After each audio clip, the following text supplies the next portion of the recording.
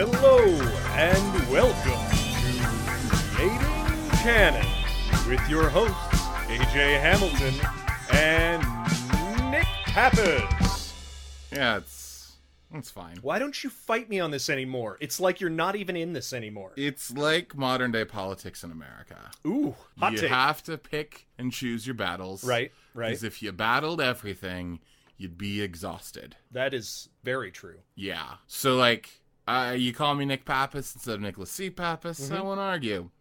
You tell me this movie is bad, I will gut you like a fucking fish. Nicholas J. Nassus. That works for me. Sounds good. But just do not badmouth the canon classic. Oh, yes?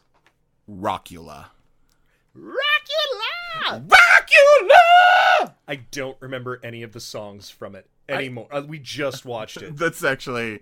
Can you? Actually, now that you mention it, out of 12 songs. Right? I don't know how a single one goes. Like, there's Rapula. There is Rapula. And then Rock Me Rapideus. Rock Me Rapideus. There is... I Am Rockula. I don't... Is that Feed it? My Rockula Stein. Sweet Child of Rockula. Why am I a vampire? I think that's the biggest question in this whole movie. Let's get into it. Please. Please explain to these good people what the hell this movie is about. I could try. Okay, give it a try. All right. 400 years ago, a curse was placed on Ralph, a virgin vampire. Every 22 years, he must try to save the love of his life. This time, she's a rock star, and he is Rockula. Now that's beautiful. Thank you. Yeah. Why don't you use your falsetto more? I mean, it's just it's heavenly. Listen, I know from film that there was once a King Ralph, but how popular? I'm asking, how popular 400 years ago, 430 now, was the name Ralph? I wonder. Super popular. Was it? Yeah. Okay. Ralph was Napoleon's first name. Oh, Ralph Adeus? Ralph Napoleon. No, that's... Oh, yeah. That's Wolfgang Ralphadeus Mozart. Not to be confused with Ralph Mouth, the Potty Mouth, who was actually the third Earl on the Norwegian side of King Claudius's second family. Oh, that's neat. He had a secret family. He did. That's fun. He did. Also, there's Ralphie. He's gonna shoot his eye out.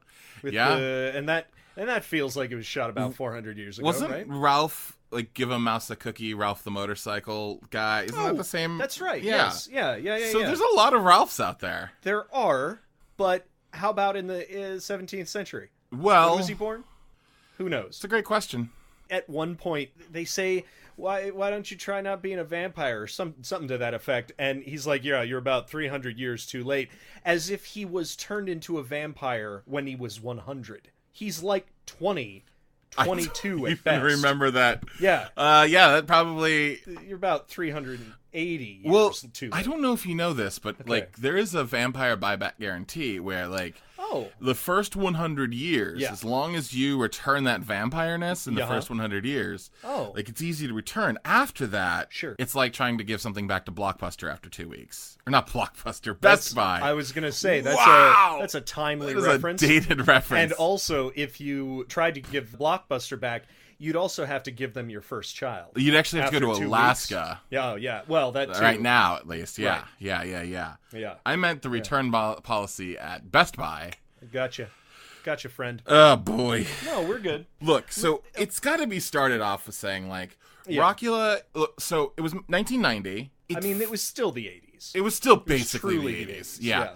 But it feels like it belongs in the same class of movie as, I'm actually... So this is the first time I watched this movie. Okay, me too. Okay. I absolutely loved it. I truly just enjoyed the shit out of myself with that movie.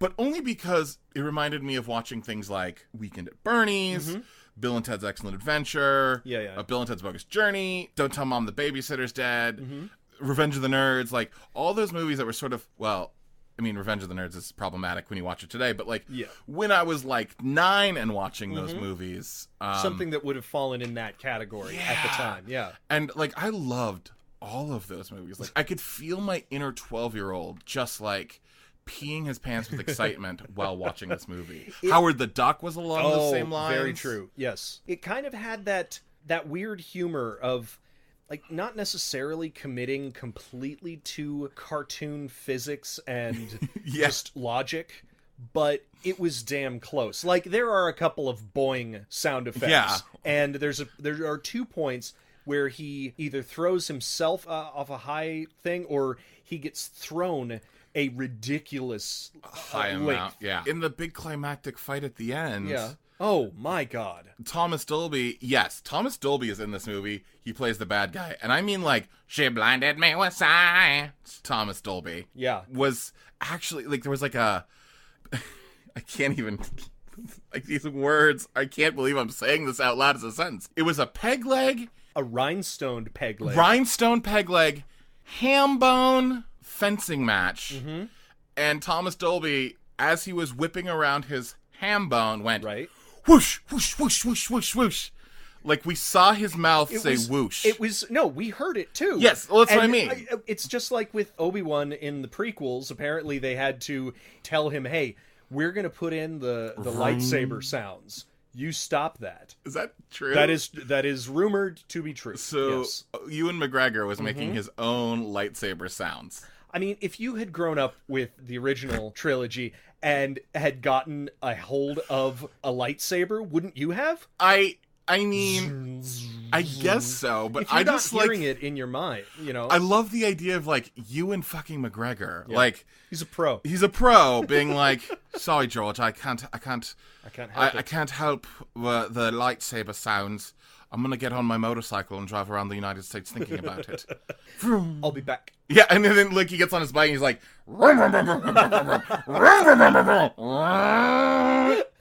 that's how that goes in my head.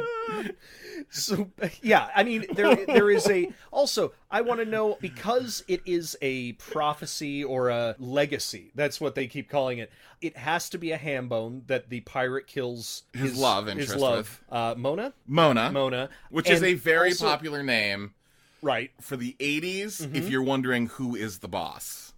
Oh, I think there is a bit of an argument there. Yeah. I mean, who is the boss, really? Yeah.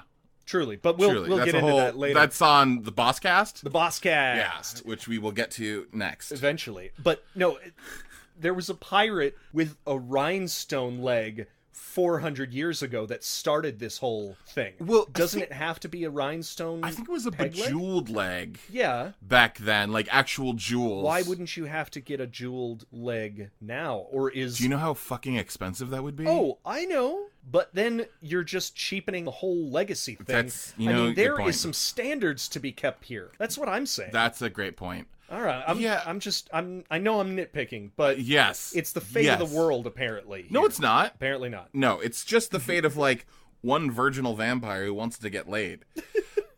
Who actually talks to himself in a mirror. And the mirror is his alternate personality. Yeah, because he's sort of Okay, wait. I feel like... Also, it starts out with his mom looking in a mirror and not seeing anything. Yes. So when you see him, you're like, wait, is he a vampire? I see the teeth, but he can see himself. His mom, by the way, played by Tony Basil, of hey, Mickey, you're so fine, you blow my mind. Hey Mickey. Yeah. Hey, Mickey. Hey, Mickey. What did Mickey do anyway to be so fine? Anyway, mind. What the fuck? It's right there in the song. Fair. I actually know somebody who worked as her assistant for a couple of years. Yeah. She killed it in this movie. I thought she was great. Still spry as hell. That's amazing. It's crazy. You know, I have to actually give credit where credit is due. So we have Dean Cameron, who plays Ralph. Dean Cameron, of course, from Summer School, Ski School. Any school movie, basically. Pretty much, yeah. Yeah, if it's a school movie, he was in it. And Tony Basil was great. Bo Diddley shows up in this movie for a few moments. Plays the Axeman. Yeah, he's great. Although during the Rapula bit, seeing him in Spanx was a little creepy. I wasn't sure how to take that. Yeah, everybody looked like they were trying to be Flava Flav. Yes. with like gold records instead of clocks around their neck because they would have gotten sued. But at this time, I think Flava Flav was probably one of the biggest rappers in the world. Oh, I'm sure. Yeah. Everybody was trying to be him. Yeah, I suppose. Oh, the only person who didn't bring it, acting-wise, was Thomas Dolby. He had the weirdest line readings. He's so not great in this. But here's the thing, though, I have to say. In his not greatness, there is something inspired. He is committing to it, if nothing else. Yes. I mean, he knows he's the bad guy. Yeah. And he's having a good old time. Especially in those casket commercials. Oh my god. So his character is apparently like a mortician. He's very morbid, regardless. His hearse that he drives around in looks like it's from the Munsters. It does, right? It does. I'm pretty sure that it was the Munster mobile, or whatever it was called. Yeah, he probably bought it at eBay. Yeah, seriously. Well, first of all, it does start with one of those animated sequences, like from Don't Tell Mom the Babysitter's Dead, which seemed to be really popular and for countless other things, teen movies of this time period. To drag you in, it's like, hey, remember animation? We're fun like that, but a movie. But it's not good animation. No, it's like it's very poor, and it starts off with one of those things that sort of shows you a little bit about what the movie's about, what's going to happen. Also, this may be a spoiler, but you had to expect that going in. There is a part of the animated thing that actually gives away the big twist reveal at the end. I just put this together. I didn't catch this. Yeah. There is a point where somebody is moving their hands over a crystal ball, and then it hatches like an egg into a little bat monster. Bat-pyre. So if you think about that as the person who is clearly the psychic is giving birth to the bat monster, you realize that the gypsy psychic is his mother. Yes, which we're not supposed to know. There is a psychic that we see. Oh fuck! Is no other person that you could assume that the psychic would be. So like, I don't know where to start this. It sounds like we keep tripping over ourselves, and partially that's because this movie is actually so nuts, and so insane. It's all over the place. Yeah, let's start with the fact that it's essentially a musical. It's not a musical as much as it is a bunch of music videos linked together. Through some plot, with one major music video / musical number in the middle, which is literally, we find out, is a music video in the world of the movie. Yes. And every character, especially Bo Diddley has a song. Sure. Thomas Dolby has a song. Tony Basil has a song. It's like they all thought this movie was going to do gangbusters. Yeah. And they all wrote a song for the soundtrack. And they were all going to get rich off of Rockula. If anybody has the soundtrack on tape or CD, please reach out to us. We will pay you more than it's worth. Yeah. Or just probably $1 more, if not $2. Yeah. So we'd give you $2.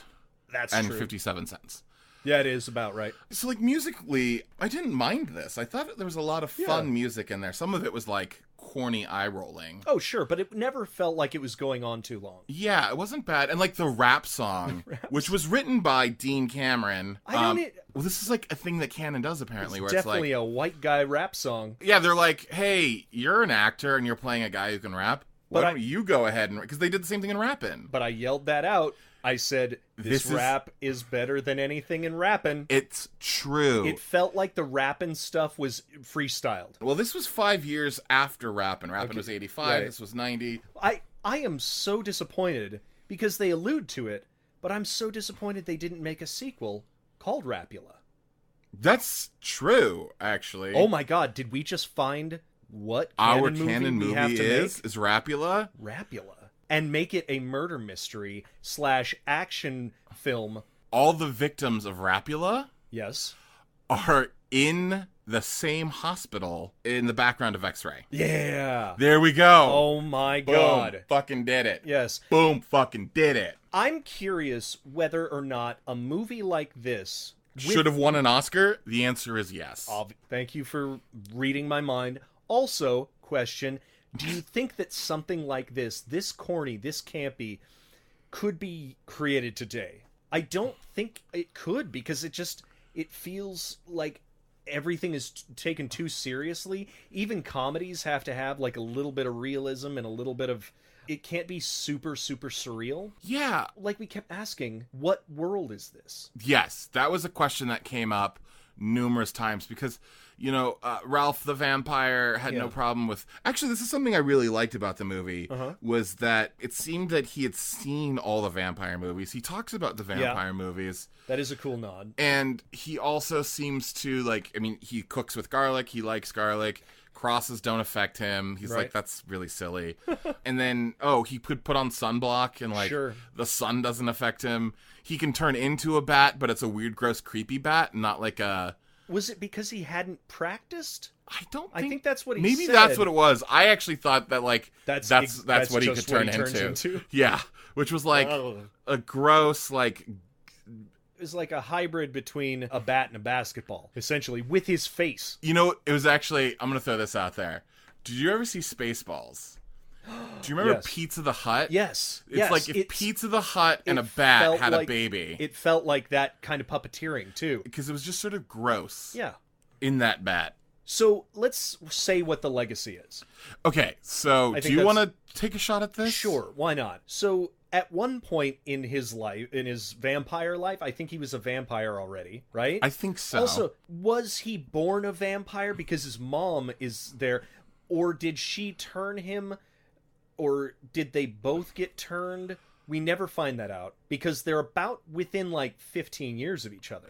Yeah, they look fair. She looks young and he looks a little old. Right. Anyway, that logic doesn't matter. And there's definitely a weird Oedipal thing happening between the two. Yeah. Well, she keeps saying to him, how do I look? Do I look good? Am I good? And he just goes along with it and he's like... Yeah, he's like, turn around, let me see... Actually, that's the opening scene of the movie. Yeah. And then she's like, I like this scene where she's got all this makeup on. Oh. And he's like, Mom, I had a question. How do you get makeup on your face if you can't see a mirror? And she's like, practice! Which, I was thinking about this. Makeup, in and of itself, there should be a reflection of that. Oh, yeah. It's a surface. Yeah. Yeah, you're right. So the makeup should be reflected, and so should the clothes. Interesting. So she should know what her body looks like based off the clothing she wears. So you're saying a reboot of Hollow Man with a woman in the lead? Because as soon as you put makeup on, you could see... Yeah. Yeah, that's interesting. Not a movie that needs to be remade or really seen. In the first place. In the first place. Nor do its sequels need to have happened. Nope. Wait, what? There was a couple of sequels. Hollow Man? Yeah. Hollow Man? Hollow Man? Holloman sequels. So the curse is that he meets this woman. She's 22, I'm assuming, and they have a 2-week relationship. They fall in love, and at the end of that 2-week relationship, she gets originally captured by a pirate and killed with a ham bone. Ham bone. Also, the pirate has a bejeweled or rhinestoned leg, but apparently there is a curse of some sort on them that she dies, then is immediately reincarnated somewhere else in the world. Yep. He finds her. Fate pushes them together again. Every 22 years. Every 22 years. And is it on her birthday? I don't think it's on her birthday. It's on Halloween. She dies. Oh, right. It's 2 weeks before Halloween that they meet. Which the math doesn't make sense because they actually meet on the 13th of October. And you screwed it all up. I'm not good with math, but 13 plus 14 does not equal 31. Maybe it's a baker's week. It's a baker's week. I don't know. A baker's week. Anyway, so he's done this, if we do the math, over 14 times. 19, I think they say in the No, movie. so at the beginning, they say 14. He's like, I've done it about 14 times. And then he says later on in the movie... You've been reincarnated. You've been reincarnated 19 times, which means... continuity person was not paying attention. Yeah. How many could it have been? 18.18 if it's 400 years, like they said. So, 18 to 19 times? Sure, then that's fine, but I distinctly heard 14 times from his mirror self. Oh, you know what it could have been, though? Hold on, let me do this math real quick. Please. Nope, that doesn't happen. Okay. Because I was thinking, Leap years? No, I was thinking the 9 months of gestation... If she's, because it's not like she's born instantly, I don't think. True. She would be just, but no, that doesn't. Unless her soul went from one thing to so apparently this ludicrous murder has been happening over 400 years. Yes. 19 times, we'll say. And apparently he's real depressed because he knows it's happening again. And he's like, I don't want to even try this time. Why should I? She's just going to end up dead. Which maybe he just wasn't trying that hard before. Maybe. I don't know. Well, or it snuck up on him. He didn't prepare. He didn't prepare this year. Yeah. Well, you know what was really weird about the movie? And actually, I think this is if I had one criticism, okay, which I don't, one, but if I had to point to one, please, what was missing was like that bigger outer shell of like, on the 15th time, if he doesn't save her, they both disappear. Higher stakes off absolutely. The face of the earth. Because at this point, you know, you make a movie because it is a very significant time in someone's life. Not that, well, I guess we could see the sequel, even if she dies. He does it 22 years from now. Yeah. And he built up the courage by then. Because, that's what it felt like. If he doesn't save her this time, that's cool. 22 years later, he will. There was no real inciting incident, or I suppose just the stakes weren't there. Yeah. I don't know. In order to, like, just get out of the house and not have to deal with her, he is walking around New York City. I guess. Maybe. We see a sign for Santa Monica later. Yeah. But that's fine. And he gets hit by a car, and it turns out that she is driving the car. Yep. And I thought that was actually a great moment, because she gets out and she's like, are you okay? And he's like, oh, God, Mona. How did you know my name? What? What are you talking about? I don't know your name. You don't know my name. What are we doing? How are we here? What's going on? And he like runs away. As much as I didn't love his character, he had some great comic timing. Yeah. Like, he was clearly doing up the, I'm just a geek, I don't know what I'm doing, you know? And I really liked his character in the mirror better than... who was like the smooth guy right. version. I've seen Dean Cameron in a few things. Mm-hmm. Summer School is like what I kind of like know him from. Yes. And Mark Harmon movie, it's actually a good movie. Like, I loved that movie. It's probably not great in retrospect, but it definitely follows this track of like movies in time where it has that thing. But he is great with comic timing. Mm-hmm. He's not like, but he's sort of the same in everything. There is not much difference. Interesting. Like, he is who he is, and that's who he is. Yeah. But he is funny, and he knows how to sell a joke. Yeah, I would say that he is not unpleasant to watch. So, yeah, I agree with you. And there was another thing, too, that he had those vampire teeth, and at times there was like a weird lisp happening. Oh, yeah. And then I was like, oh, he's just not used to those teeth. I think that was a character choice. And then they explained it away by saying he wears a retainer. Yeah, which was really actually kind of funny. I feel like it was him getting prepared without letting anyone else know that he's excited about Mona coming around for 22 years. He's like, you know what? I'm going to make sure my teeth look good. Orthodontics have come around where I'll be able to straighten up this little smile of mine, and I'll be able to impress her. You know, I felt like no one cared that he was a vampire. Yeah, he talked openly about being a vampire to basically everyone but her. Right. And everyone else was like, oh, that's cool. Yeah. Whatever. Sure. And she was the only one who was like, what do you mean vampires exist and you're one of them? Everyone else was like, yeah, no, he's a vampire. That's cool. I get it. Yeah. Being a vampire was incidental almost to this story. Yeah. He could have just been an immortal dude, cursed. A Highlander? A Highlander? Sure. There can be only one, though. Well, he could. I mean, the movie could have easily been the pirate king kills her and him. Yes. And they're both reborn. Oh, sure. Yeah, exactly. And then he finds her, and then he dies again. Like, but then it could have easily been that. Then he couldn't have come up with the great name for his band called Rockula. Rockula! Listen, also, I love that he names it not like Rock Vampire or something like that. No. It's after the most famous vampire, Dracula.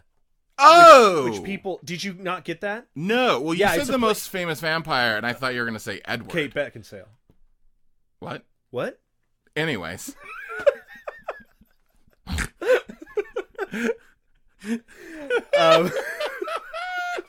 But Rockula...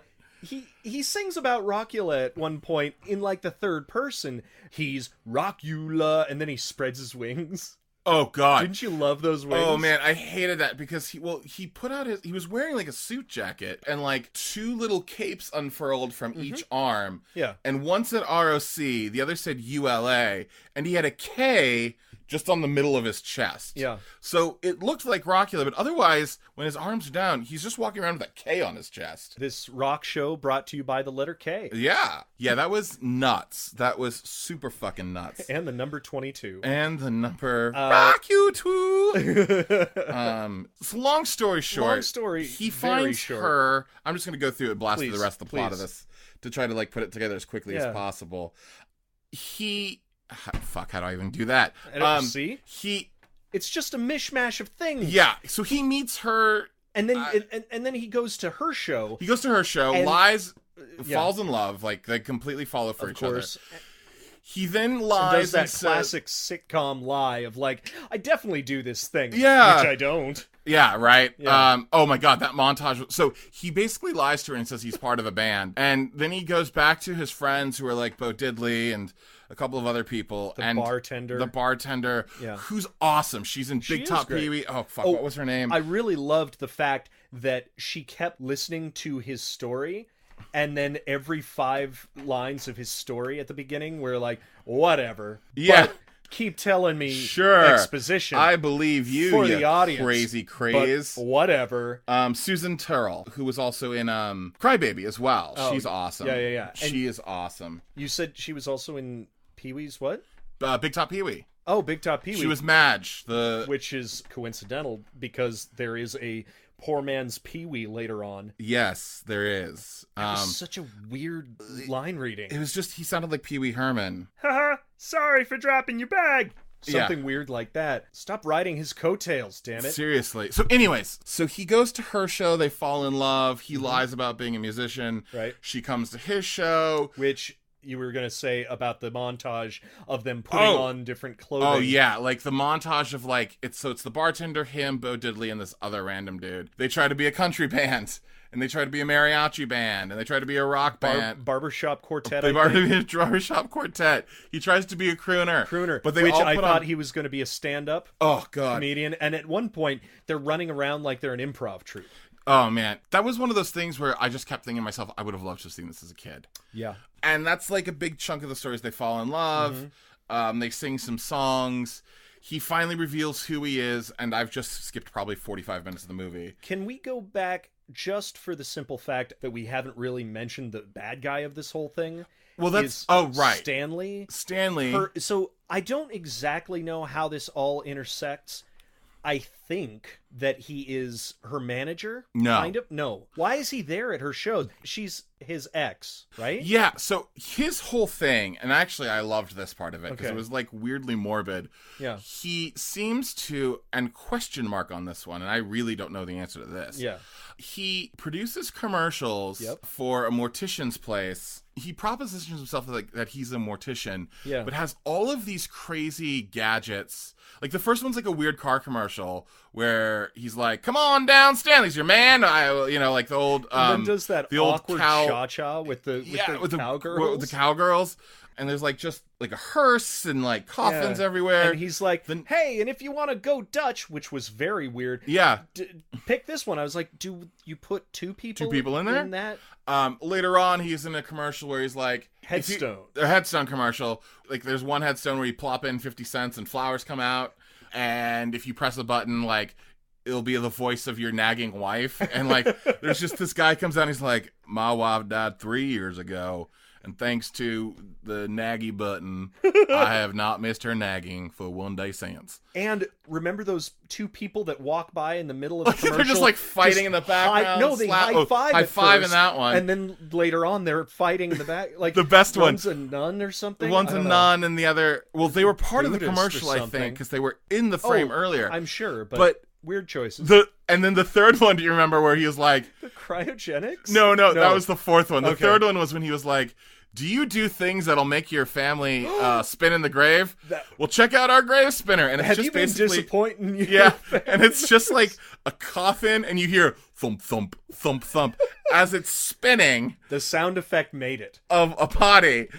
And I honestly, like, here's the thing, is I actually don't know if he was a visual artist or if he was... a mortician. A mortician. Because we never see him at a mortician. Yeah. So if he's a mortician, it makes no fucking sense. It's really weird. Not but at if all. he is some sort of, like, visual artist whose, like, medium is, like, making fun of death... Do you remember those Asian businessmen at the beginning? Yes! Was he creating that for them? Is that the point? Know. And, I don't know. And I loved the bodyguards of the Asian businessman who, like... clapped four times in perfect unison. Times and then hands folded. That was weird. It was so weird. There's a lot of weird things to this movie. So many weird things. But if he is an artist, their relationship makes sense. Yes. Because agreed. An artist and a singer together, totally get it. Sure. But if he's a mortician, it makes no sense. But he always hangs out with them. But he's always there. Yeah. She calls him her ex for sure. Sure. So maybe they just dated when they were younger. Who knows? You know, when she was 19 and he was 37. Because he is a different age than the other two. So anyways, he finally tells her, and she's like, oh, weird, you're a weirdo, get out of here, I hate you, I don't believe in your stupid curse. And she runs away, and then just magically shows back up. Well, the thing that saves the relationship is reflection. Yes. They both look at the places that they've been, and they get all depressed about it. Which is ironic, because a vampire has no reflection. See, this movie is deeper than levels. anyone knows. Fucking levels. Also, when he introduces his mom to Mona. Oh, that scene was amazing. Her dance, and Boom Boom, who is there. Who is an arm wrestling champion who made an appearance in Over the Top, starring Sylvester Stallone. Right. Another canon film. Good, I'm glad. Yeah. But that was the weirdest scene. Oh, God. This movie is full of weirdness. Singing and dancing for his... Was she trying to scare her away at that point? Or what was her motivation? Or she was trying to fuck her son, one of the two. Or convince them to all have a foursome. Well, that actually becomes a thing where we find out that Thomas Dolby keeps visiting a psychic. And the psychic is convincing him to be a pirate, to, like... attack and kill the girl, and then it's revealed at the very last second, of course, that the psychic is Ralph's mom, which we've known from the beginning. Like, who else could it be? There aren't any. There are like 6 characters in this whole show. Long story short, just before Thomas Dolby kills her, Ralph saves her, and they fall in love. They're like, oh my god, it's past midnight and she's still alive. You did it. You broke the curse. Thank God. And that's it. There's so much more to it.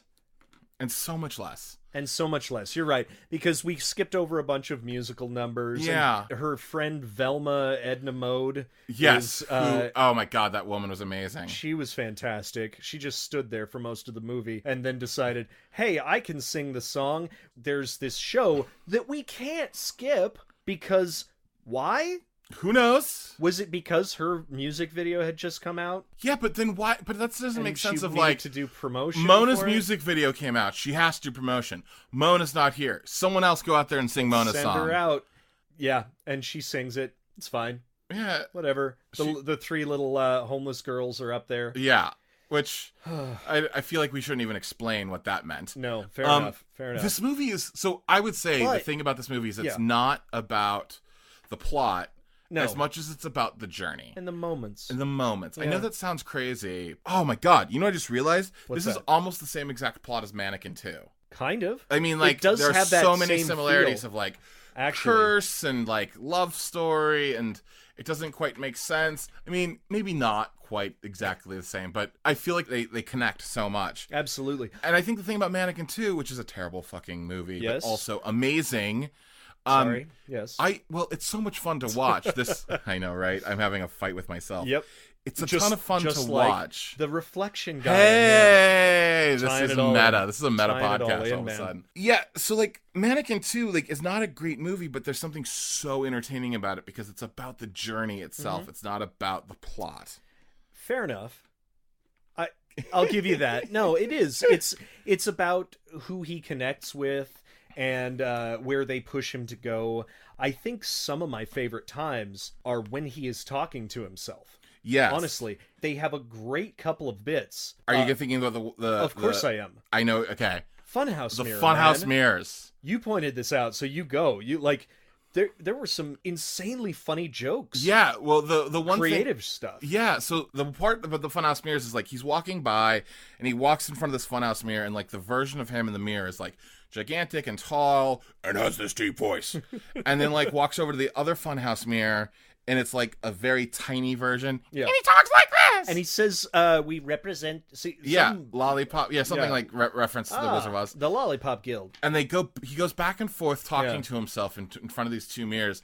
They just happen to be on the street. And he drops trowel in the tall one. And he's like, wow. Look how big that is. There is a thump. There's a thump when it hits the ground. Oh my god. But also too, like in that moment, he's like, "Oh my god, I feel like Sonny and Cher over here," which is a great gag because Cher is so tall and Sonny's very short. Like, sort of timely, but it's a very specific dated. Time. Yeah, it was probably dated in 1990. Let's be honest. That's very true. But it was still like it was a funny gag, and that really worked. That was one of those jokes for the parents. Who were brought their Pixaring teens. it up. Yeah, you know exactly. Oh god. But amazing part about that scene is like. At that scene, he's talking about, like, I want to find her, and I can't find her. How am I ever going to find her? Yes. And, of course, right at that moment, some dude just walks up and puts a poster on the mirror in front of him while he's looking in the mirror.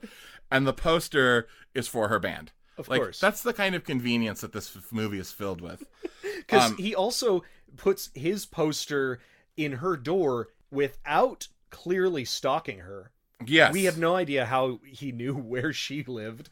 That was just kind of creepy. Whatever. It's a small town. It's a small tri-state area. Yes, the tri-state area. I don't even know what I mean, that's usually area? Like New York, New Jersey, and I think Pennsylvania.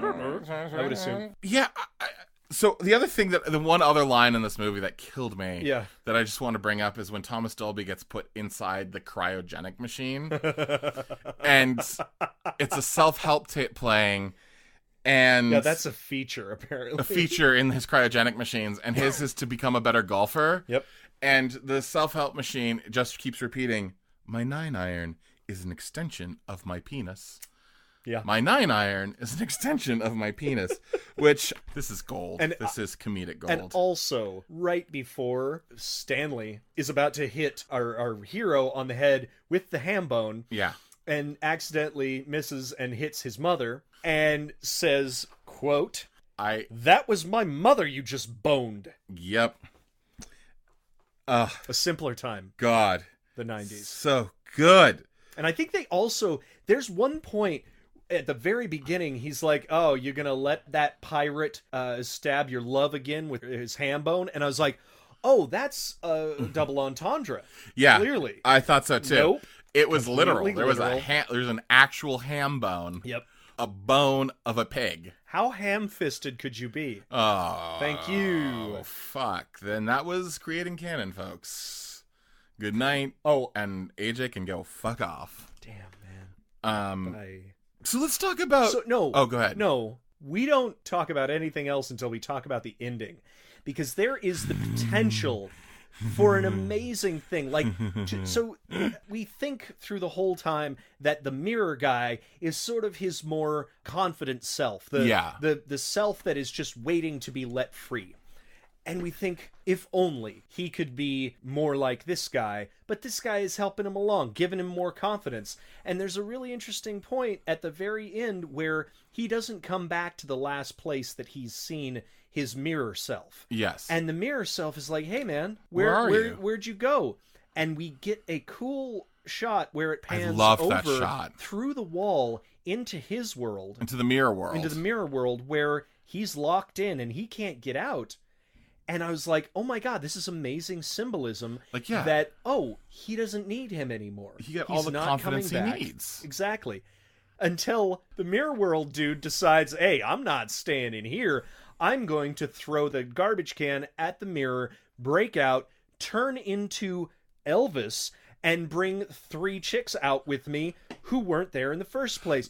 So wait, what? Was he Elvis, or was he just dressed like Elvis? I don't know, man. Because that was a real question that I had. Saying the king is back.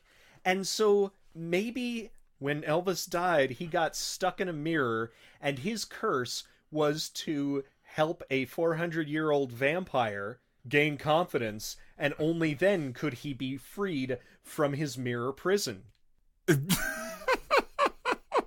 That's my hypothesis. Maybe. There's a lot of curses going on. Elvis Who died are you to say? Elvis died in 1977, so it doesn't quite work out because that means he'd only been in that mirror for 13 years. That's a while. Yeah, but it feels like the vampire Ralph had been talking to his mirror image for 400 years. I don't know about that. We never get that cleared up. That's true. I'm just saying. True. Also, it's possible. Souls and curses work in weird ways. The soul of Elvis could have been transported back 400 years. You don't know. That's true. I have no clue.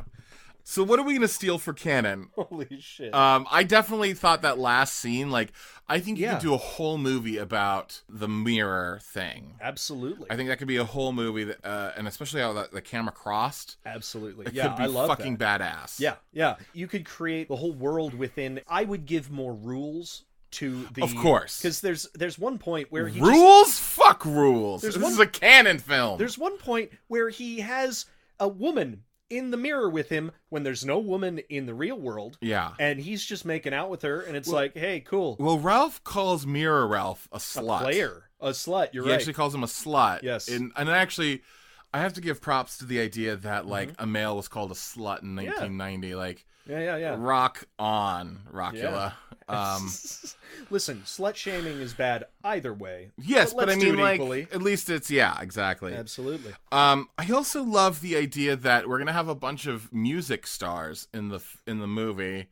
Oh, you want to do that? Well, look, in theory, there's something kind of neat about if you're gonna do a musical. Or even like a proto-musical, get a bunch of stars in the movie, have them all make a song for the movie, and then all of a sudden the movie is filled with, in theory, songs that could become popular, or at least people are going to come see it. I mean, I don't know if Tony Basil and Thomas Dolby, both one-hit wonders, are like your best way to go, but like... They're your cheapest way to go? They're your cheapest way to go, but I mean, like, I still think that theory is kind of sound, like that idea...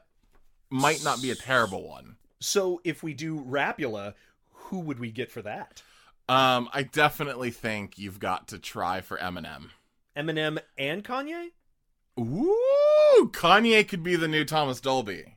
I like it. Yes. Yeah. I actually got it. It's even better. Right. It's even better. Sure. It's even better. We just... Oh my God. You know what I just fucking realized? What? Holy shit. Okay. Beyonce is Mona. Okay. Jay-Z is Ralph. Yes, I love it. Okay. Yep. And here's why this works. Okay. Because Kanye is Stanley. Right. And we all know that Kanye in real life is in love with Beyonce. Oh, yes. Right? Yes. Right? Yes, absolutely. He's like weirdly obsessed with her. So, boom, there you go. And, can we get Taylor Swift to play Edna Mode? Yes, I think that has to happen. Good. Definitely 100%. The other thing too that I really liked about this movie, I have to say, and it starts off like straight from the beginning, it's pure unapologetic insanity. Like, it's doing what it's doing, and it's like 2 fingers to the world. It's living in a weird off world. Yeah, I don't care, and we're doing it. And there's something. Look, I think it's untenable to actually be able to just throw caution to the wind and go crazy and like say fuck the rules, because I think as an audience member the whole time then you're like, wait, what is happening? I don't have anything to hold on to that's real. But I think we can take the spirit of fuck the rules, just do it, as long as we hold on to our own internal logic. Yeah, and make it about the journey. Make it about the journey, not necessarily the story. I like that. Yeah. The movie had a budget of $15 million. Oh my God! Which is all on the screen. Every penny of it. I actually think so. No, I really do. Like all of the costumes that they had to put on, all of the significant amount of sets, that house to decorate that house. Yeah, for that God's house sake. is actually the Rockula house. The Dracula house. I thought was really cool. It should be noted that the director of photography on this is John Schwartzman, who was the DP of both Seabiscuit and Saving Mr. Banks. So he went on to some things. Yeah. And Luca Bercovici, or Covici, I'm terrible with names. Probably Vici. Govici, it has to be said, I love this movie. It is so bad. Yeah. But he made a movie called Ghoulies, which he wrote and directed Ghoulies. Yeah. Which, interestingly enough, a little background, is actually how AJ and I came upon doing this podcast. It's true. Is I was telling AJ that I had just watched Ghoulies 1 through 4, all in like a weekend. Of course. And he was like, "What's wrong with you?" And I was like, "I love bad movies. Like this is right up my alley. And I enjoy them for whatever it's worth." And AJ was like, "We should do a podcast on that." Absolutely. And then we were going back and forth and realized that no one's doing a podcast about canon. That's right. And here we are. I mean, so don't try it. Don't do it. Don't compete. You ain't going to be able to live up to the Creating Canon brothers. You ain't sheet. So don't 2. Compete. Go 2. Hey. Electric Boogaloo. That's our sequel. Oh boy. But I had to give some love to Ghoulies. Absolutely. And man. how Luca here brought us together for this. So it's full circle and we're done. Full circle and that's it. We're out of here. Yeah, bye-bye. Yeah. I loved it. I loved this experience. No, this was a fun movie and it didn't let me down in any way. That was the cool part. There's a lot of movies that are like, wait, why did you just do that? That was a weird, dumb choice. This one was just goofy. Yeah. You know, like a goofy, silly, light romp. It is. It's fine. Yeah. So you would recommend it then? I would. Yeah. Yeah, I totally would too. Especially if you're into movies of the 90s that are sort of like, and like late 80s, early 90s, that are sort of like borderline teen movies. Yeah, yeah. This is like right there. It's fun, it's silly, it's dumb. Yeah. Definitely watch it with a friend or a group of friends. I think you'll have a great fucking time. Yeah, no, this is a great background party. Even sitting down and actually focusing on it, you'll laugh your ass off. And some of it is like, to be clear about you laughing your ass off, some of it's not about the jokes on the screen. Yeah. It's about like, what the fuck is Thomas Dolby doing? Oh, remember the 90s? Oh, God. Oh, my. There is a lot of synth music in this. Oh, my God. I have to say, Thomas Dolby's commercials are worth the price of entry alone. I would expect something like that in those episodes of Rick and Morty. Yes. That are just about the universal cable. Yes. That's exactly what it was like. I mean, when I was a little annoyed at first, I was like, why do we have to sit through this whole commercial? Wait a second. This is goddamn brilliant. Yeah. This is really, really weird, and it's done poorly on purpose. It's kind of like a Tim and Eric sketch, isn't it? Yeah. I guess so, yeah. You know? Yeah, it definitely feels like that. Ugh. By the way, Cartoon Network, sponsor us. We've already shouted you out twice. I know, twice. Fucking twice in one episode. Like 2 minutes. Yeah, jeez. Yeah. So, I think that's it. I mean, like, it's a fun movie. Yeah, I think it's on Blu-ray, yes? Yes, it's on Blu-ray. Fantastic. Shout Factory did, like... Again, Shout Factory fucking killing it with these canons. Awesome. Shout Factory needs to sponsor us. Yes, please. We would give them shout-outs. Shout-out. All the time. At least T-shirts. I want a shout-out T-shirt. You know what I would love? Cool? Is if they could just supply us with all the Canon Films Blu-rays. Oh, or that. Or money. I would just be fine with Blu-rays because we'd probably actually make... like, it'd probably be cheaper in the long run just to have them supply us. Very much so. Yes, shout-out if you're listening. Shout us out. All right, so next time, what do we got on the docket? Oh, there, Nicholas. AJ, we are in for a treat. Okay. We have another J. Lee Thompson movie. J. Lee Thompson did 10 to Midnight and King Solomon's Mines. Right. King Solomon's Mines, if you remember, was that sort of Indiana Jones ripoff with Richard Chamberlain and Sharon Stone. Oh, yeah, and I'm sure they've never done that since. Nope. Well... What? Well, I hate to tell you. What is it? This is another Indiana Jones ripoff. Oh, I was wrong. Yep. Louis Gossett Jr. and Chuck Norris. It's weird that I started with Louis Gossett Jr. when Chuck Norris is really like the guy. But, you know, that's fine. It's fine. And it is Firewalker. Ooh. 1986's Firewalker. Watch your feet. Yep. Fuck you. It's going to be hot. This shit is hot.